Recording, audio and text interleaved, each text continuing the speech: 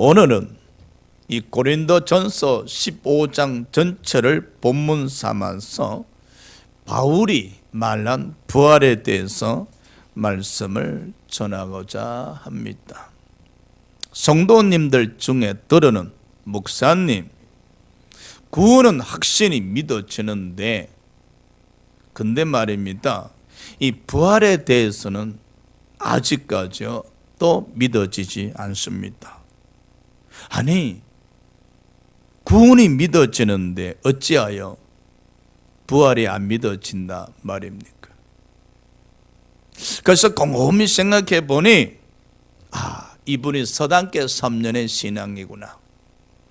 교회를 출석하다 보니 구원에 대한 설교를 많이 듣다 보니 서당계 3년 신앙으로 지식적으로 구원은 믿어졌으나 부활에 대한 설교는 1년에 한 번 듣다가 보니 서당계 3년의 신앙도 없다는 거죠. 즉 부활에 대한 지식적 신앙도 없다는 것이죠. 그래서 구원은 믿어지는 것 같은데 부활이 믿어지지 않는다고 이야기한 것이죠. 웃지 못할 신앙의 모습인데 혹시 여러분들 중에도 그렇지 아니하신지. 괴테는 말했습니다. 인생은 부활하신 그리스도를 만나기까지 아무리 화려한 성공일지라도 처량한 나그네에 불과하다고. 80세 된 어떤 성도님이 처음으로 신약 성경을 읽고 가장 감명 깊게 느껴졌던 말은 부활이라 했었습니다. 오늘 이 시간에 바울이 말한 부활을 통해서 여러분에게 부활의 믿음이 더해지시기를 소망합니다. 자, 첫 번째, 부활이 없다면 13절 14절입니다. 만일 죽은 자의 부활이 없으며 그리스도도 다시 살아나지 못하셨으리라. 그리스도께서 만일 다시 살아나지 못하셨으면 우리가 전파하는 것도 헛것이요 또 너희 믿음도 헛것이며. 바울은 죽은 자의 부활이 없다면 우리의 전파하는 것도 헛것이요 믿음도 헛것이란 말했었습니다. 오늘 여러분이 예배드린 이 모든 신앙의 행위가 헛것이라 했었습니다. 만일에 부활이 없다면 기독교는 더 이상 믿을 가치도 없고 전도할 필요도 없다는 것입니다. 만일에 부활이 없다면 우리의 믿음이 무익할 뿐 아니라 스스로 속이는 자기 만족일 뿐이란 것입니다. 부활이 없다면 십자가는 아무 의미도 없고 제사함도 불가능해진다 했었습니다. 고로 반드시 부활은 있다는 역설적인 신앙의 고백입니다. 여러분, 부활이 없다면 얼마나 슬픈 일입니까? 부활이 없다면. 그래요, 부활의 믿음이 없다면 얼마나 슬픈 일입니까? 여러분 만일에 부활의 믿음이 없다면 여러분 모든 믿음이 헛것이 됩니다. 부활의 믿음이 없다면 여러분의 모든 신앙의 행위는 헛것이 되고 맙니다. 부활의 믿음이 없다면 여러분에게 십자가는 더 이상 아무 의미도 없습니다. 여러분에게 부활의 믿음이 없다면 더 이상 예수로 말미암은 제사함도 불가능해지는 것입니다.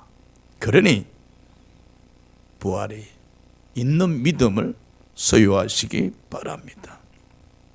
두 번째, 바울은 부활의 첫 열매에 대해서 말을 했습니다. 20절과 23절입니다. 그러나 이제 그리스도께서 죽은 자 가운데서 다시 살아나사 잠자는 자들의 첫 열매가 되셨도다. 그러나 각각 자기 차례대로 되리니 먼저는 첫 열매인 그리스도요 다음에는 그가 강림하실 때에 그리스도에게 속한 자여. 바울은 그리스도께서 죽은 자 가운데서 부활하심으로 모든 성도들의 부활에 대한 첫 열매가 되셨다 하셨습니다. 예수 그리스도께서 십자가에 못 박혀 죽으셨으나 사흘 만에 사망의 권세를 패하시고 부활하심으로 말미암아 부활의 첫 열매가 되셨다는 사실입니다. 로마서 6장 5절에 저와 여러분 부활의 예수 그리스도와 연합해서 부활의 소망을 갖게 되셨는데, 예수가 이 땅에 다시 강림하실 때, 즉 재림하실 때 그리스도께 속한 저와 여러분이 부활하게 된다는 사실입니다. 그러니 우리는 부활의 소망을 가질 수가 있는 것입니다. 주님 이 땅에 다시 오실 때에 저와 여러분이 이제 부활할 순서입니다. 할렐루야. 이 부활의 소망을 가지게 되어지면 사망의 권세조차 두려워하지 않게 됩니다. 한신대 학장이었던 목사님이 폐결핵으로 요양원에서 이제 죽음을 앞두고 있을 때에 옆에 있는 한 사람이 목사님, 죽음을 어떻게 생각하십니까? 라고 질문했었을 때 죽기 전에 시 한 편을 남깁니다. 그 제목이 내가 죽는 날에. 내용을 간단히 요약하면 이렇습니다. 내가 죽는 날 그대들은 저 좋은 나그네 이르니 찬송을 불러주세요. 내가 죽는 날 나를 안전히 주님의 것으로 부르시는 날, 나는 이 날이 오기를 기다리노라. 죽음 직전에 그 죽음을 두려워하지 아니하고 바로 그 죽는 날, 낙원에 이르는 날이니 찬송을 불러달라는 고백, 그리고 주님 품으로 달려가는 시간이었기에, 부활의 소망이 있었기에 그는 결코 죽음을 두려워하지 않고 감사하며 또 감사했다는 내용입니다. 여러분, 독일의 신학자 본 F는 히틀러와 맞서 반나치 운동을 앞장서다가 체포되어 사형선고를 받게 되었었습니다. 그와 같이 있던 제수들과 마지막 예배를 드리는데, 그 예배를 드리면서 감옥에 갇혀 있는 제수들에게, 여러분, 우리 주님은 살아 계십니다. 우리가 흑암 가운데서 산다고 할지라도 우리에게는 부활의 주님이 살아 계시기 때문에 낙심하지 마십시오. 부활의 주님이 살아 계시기 때문에 낙심하지 마십시오라고 설교를 하고, 그리고 사형장으로 끌려가셨습니다. 보십시오. 부활의 소망을 가진 자들에게는 죽음조차도 두려워하지 않습니다. 우리는 늘 생각합니다. 죽을 때 잘 죽어야 되는데, 죽을 때 요양원 가지 말고 잠자듯이 죽어야 되는데, 늘 죽음이 걱정입니다. 죽음의 공포에 사로잡혀 있습니다. 그래서 어떤 분이 그냥 갑자기 고통 없이 돌아가셨다는 비보를 듣게 되면 참 축복이요. 나도 저렇게 죽어야 되는데. 며칠 전에 유명한 연예인이 하늘나라 갔었습니다. 이구동성으로 이야기합니다. 나도 저렇게 살다가 천당 가야 되는데. 멋있어. 죽기 며칠까지도 활동하였다가 잠시 고통 가운데 머물다가 하늘나라 가지 않는가? 여러분, 죽음이 두렵습니까? 요양원 가지 아니한 것이 소원입니까? 어찌 연약한 믿음으로 그렇습니까? 만일에 우리에게 부활의 믿음이 있다면 노년의 요양원을 간들, 사형장에 끌려간들 무엇이 두렵고 무엇이 고통스럽겠습니까? 잠시 스쳐가는 순간일 텐데 어떻게 잘 죽을까 고민하기보다는 부활의 믿음으로 죽음의 공포를 물리치심으로 마지막 순간까지 주님 편에 서 있는 믿음의 사람들이 되시기를 주의 이름으로 축원합니다. 세 번째, 바울이 말한 부활은 부활의 모습입니다. 42절 44절입니다.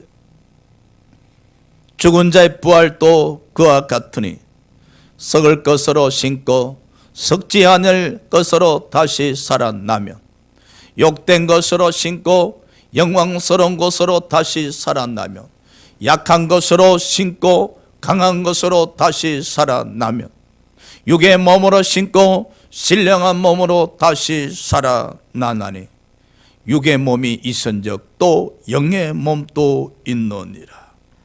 한마디로 정리하면 바로 고린도전서 15장 49절입니다. 하늘에 속한 이의 형상을 입는다는 겁니다. 하늘에 속한 이의 형상을 입는다는 것은 바로 그리스도와 같은 형상을 입게 되어진다는 것입니다, 여러분. 자, 가끔 질문을 받죠. 어떤 모습으로 우리가 부활을 할까? 어떤 모습으로 부활할까? 궁금합니다. 농부가 각각 종류의 씨를 뿌리면 각각의 씨의 종류대로 형체를 가져 열매를 맺죠. 즉 하나님께서 보리 씨 속에는 보리의 형체를 넣어 두셨고, 하나님께서 이 무씨는 무씨 있지 않습니까? 무씨에는 무형체를 넣어 두셨습니다.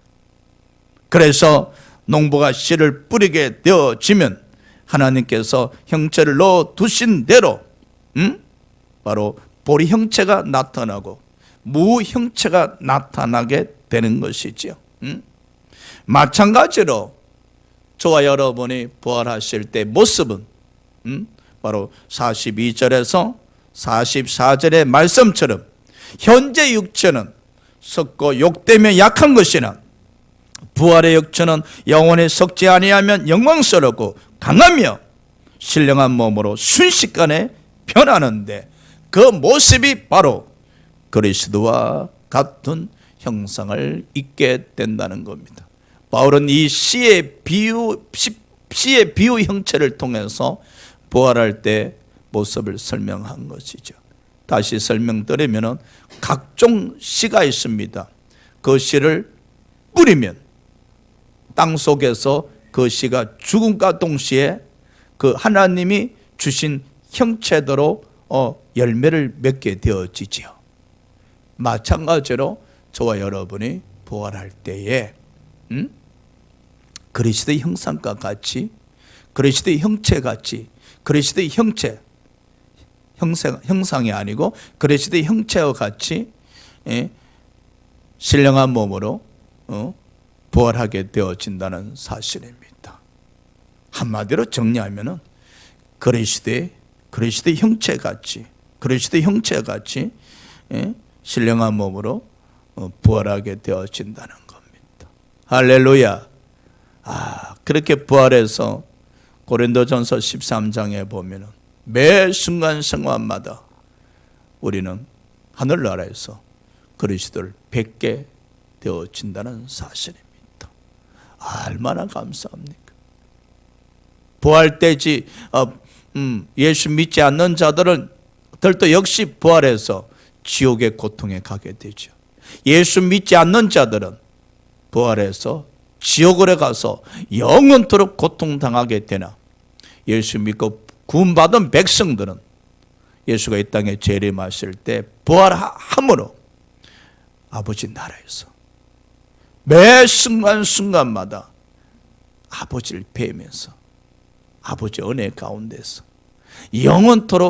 영원토록 살아가게 되는데, 그 아버지 나라에는 눈물도 슬픔도 근심도 고통도 없다는 겁니다. 가끔 사람들에게 질문하면은 권사님 왜 천당 가고 싶어 하십니까? 한 목사님, 천당에는 눈물도 슬픔도 아픔도 고통이 없지 않습니까? 누군가 나에게 목사님은 왜 천당을 가고 싶어 하십니까? 라고 질문한다면 저는 그곳에 눈물과 슬픔과 고통이 없기 때문에 가고 싶은 곳이 아니라 예수 그리스도가 계시기에, 예수 그리스도께서 계신 곳이기에 가고 싶은 곳입니다. 왜? 예수 그리스도께서 계신 곳에는 눈물도 슬픔도 고통도 없는 곳이기 때문에. 할렐루야. 자, 바울이 말한 부활 네 번째, 부활의 시기입니다. 51절에서 53절입니다. 보라, 내가 너에게 비밀을 말하노니 우리가 다 잠잘 것이 아니요 마지막 나팔의 순식간에 혼련이 다 변하는 되리니 나팔 소리가 나매 죽은 자들이 썩지 아니할 것으로 다시 살아나고 우리도 변화되리라. 이 썩을 것이 반드시 썩지 아니할 것을 잊겠고 이 죽을 것이 죽지 아니함을 입으리라. 주님이 이 땅에 오시는 그 시간이 바로 우리에게 부활의 시간이죠. 주님께서 천군 천사들의 나팔 소리와 함께 세상에 임하실 때 죽은 자들이 순식간에 부활한다는 것입니다. 여러분, 주님께서 천군 천사들의 나팔 소리와 함께 세상에 임하실 때에 죽은 자들이 부활합니다. 예수 믿고 죽은 자들은 아버지의 나라로, 예수 믿지 않고 죽은 자들은 영원한 지옥으로 향하게 되는 것이죠. 그러나 주님의 재림의 시기는 오직 아버지만 아시기에, 그래서 저와 여러분이 주님을 기다리고 있지 않습니까? 사도행전 1장 11절에 예수께서 부활하셨고 40일 동안 제자들과 함께 하셨다가 이제 하늘로 승천하셨지 않습니까? 그때 예수님이 제자들은 하늘을 바라보고 있었습니다. 얼마나 아쉬웠겠습니까? 부활하신 예수께서 하늘로 승천하신 그 장면을 바라보고 있는 제자들에게 얼마나 아쉽고 안타까운 이별의 장면이었었겠습니까? 그때 두 천사가 제자들에게 나타나서 이르되 왜 하늘을 쳐다보고 있는가? 이 예수는 하늘나라 가신 그대로 다시 오시리라. 요한계시록 1장 7절에 보니까 구름 타고 오신다 하셨습니다. 그래서 가까운 성도들이 눈에 보이는 구름을 생각하고 서쪽 하늘 붉은 노을이 질 때 혹시 주님이 오시지 아니하실까? 부활에 대한 소망을 갖고 있다는 것이지요. 부활에 대한 소망을 갖고 있으니 혹시 주님 오시지 아니할까? 비행기를 타고 하늘 높이 올라갔을 때 그 하늘에 떠 있는 구름을 보면서 혹시 저 구름 중에 주님 오시지 아니할까? 사랑하는 여러분, 우리는 부활의 소망으로 주님을 기다리고 있습니까? 하늘나라 가고 싶다고 되새기지 않습니까? 하늘나라 가기 위해서는 먼저 부활이 있어야 하늘나라로 갈 수 있지 않겠습니까? 부활이 없는데 어찌 우리가 하늘나라로 직행할 수 있겠습니까? 부활이 있어야만 하늘나라 갈 수 있고 하늘나라에서 주님과 함께 영생을 누릴 수 있는데, 성령은 말씀하고 있습니다. 주님 오시리라. 그래서 요한계시록 22장 마지막 절에 보면 주 예수여 어서 오시옵소서. 사도 요한은 주님을 기다려 섰습니다. 주 예수여 어서 오시옵소서. 왜 주님을 기다렸겠습니까? 그 주님과 함께 주님의 나라에서 영원토록 함께 하고 싶었었기에 사랑하는 여러분, 주님의 부활을 기다리고 주님의 이 땅에 오심을 기다리고 있습니까? 주님이 이 땅에 다시 오셔야만이 우리가 부활할 수 있지 않습니까? 그래서 나이 드신 분들은 주님 언제 오시렵니까? 이제나 저제나 주님 언제 오시렵니까? 새 신부가 신랑을 기다렸듯이 주님 언제 오시렵니까? 기도하시면서 주님을 기다리는 기도를 드리는 어느 권사님의 모습, 주님 나라 가고 싶어요. 주님 언제 오시렵니까? 주님 저 하늘나라 가고 싶어요. 제 생전에 주님 오시지 않습니까? 주님 하면서 흐느끼면서 우는 그 모습에서 주님을 기다리는 그 모습의 신화, 그 기도. 우리는 이런 기도를 드려본 일이 있습니까? 주님이 너무 기다려졌어. 주님이 보고 싶었어.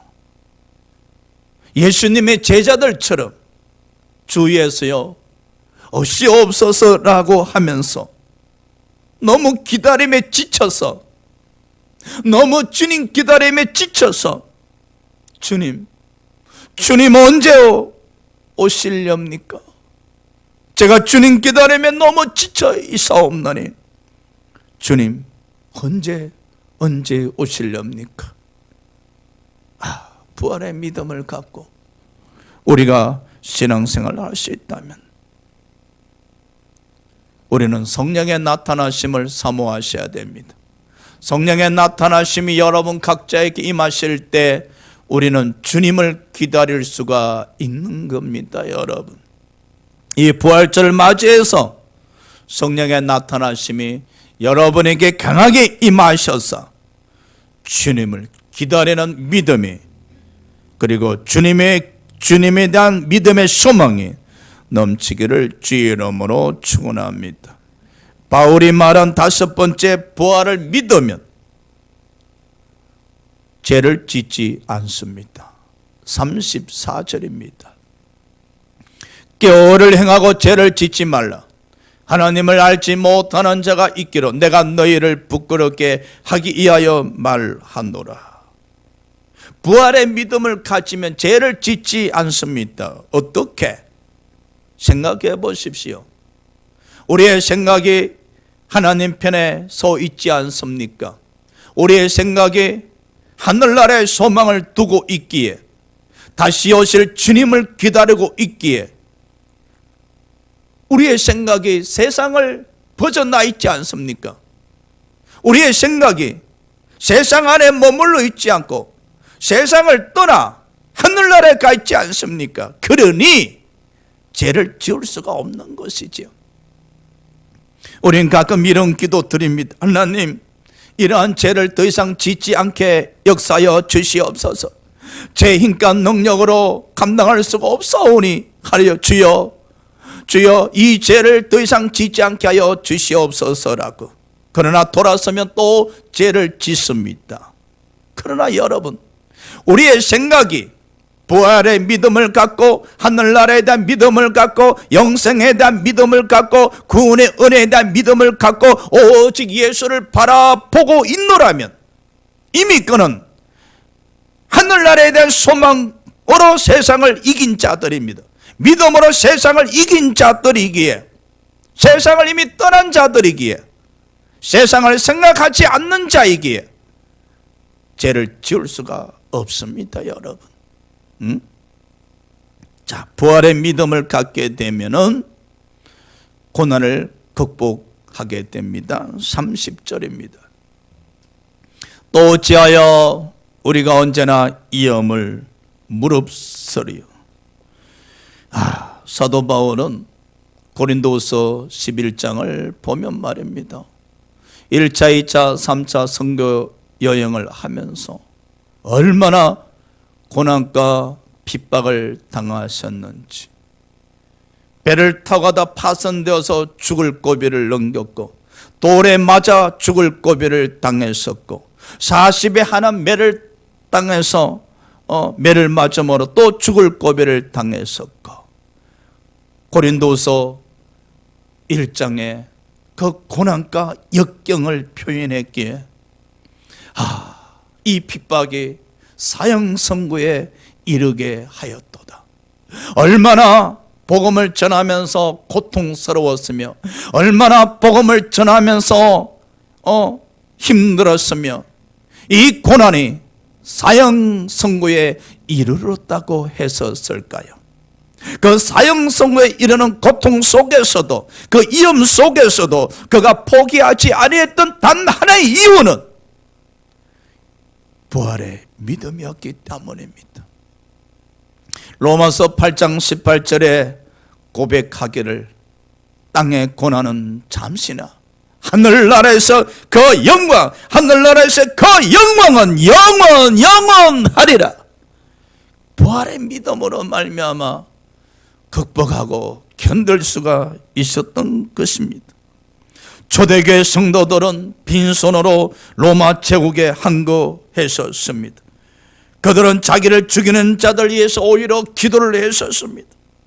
자, 보십시오. 화영장의 불길도, 이어파는 칼날도, 사자의 이빨도 두려워하지 않았고 담대히 찬송하면서 사형장으로 갔었습니다. 이런 용기와 신앙이 어디서 나왔을까요? 바로 부활을 믿었기 때문입니다, 여러분. 이 부활의 소망은, 부활의 믿음은 사망의 권세를 물리칠 수가 있습니다.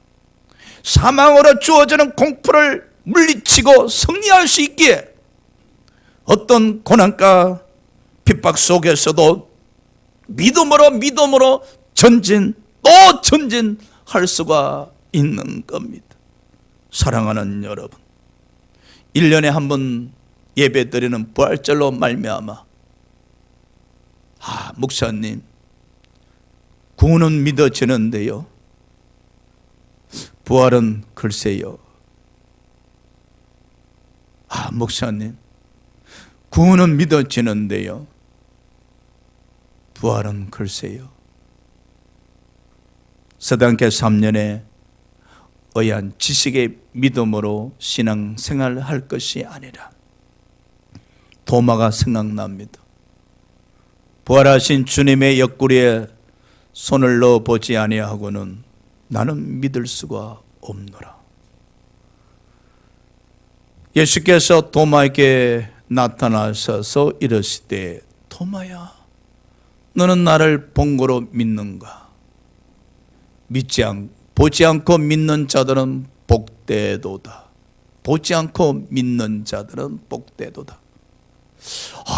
어떻게 하면은 우리는 보지 않고 믿을 수 있겠습니까, 여러분? 바로 성령의 나타나심입니다. 성령의 나타나심으로 말미암아 우리는 보지 않고 부활하신 예수를 믿을 수가 있게 됩니다. 베드로전서 1장 8절에 베드로 이 전서 수신자들이 이르되, 예수를 너희가 보지 못하였으나 사랑하는도다. 사랑했다는 것입니다. 베드로가 이 베드로 수신자들에게 한 이야기였죠. 예수를 너희가 보지 못하였으나 사랑하는도다. 이제도 보지 못하나 믿고 말할 수 없는 영광스러운 즐거움을 기뻐하니. 이 말씀이 부활절 맞이해서 우리의 말씀 되시길 주의 이름으로 축원합니다. 예수를 너희가 보지 못하였으나 사랑하는도다. 이제도 보지 못하나 믿고 말할 수 없는 영광스러운 즐거움으로 기뻐하나니. 할렐루야. 성령의 나타나심이 이 부활절에 여러분에게 함께 하심으로 말미암아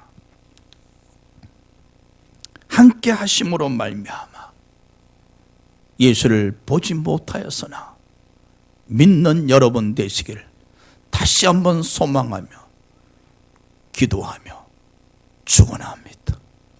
오늘 이 시간에 다 같이 우리 한번 통성으로 기도 드립시다.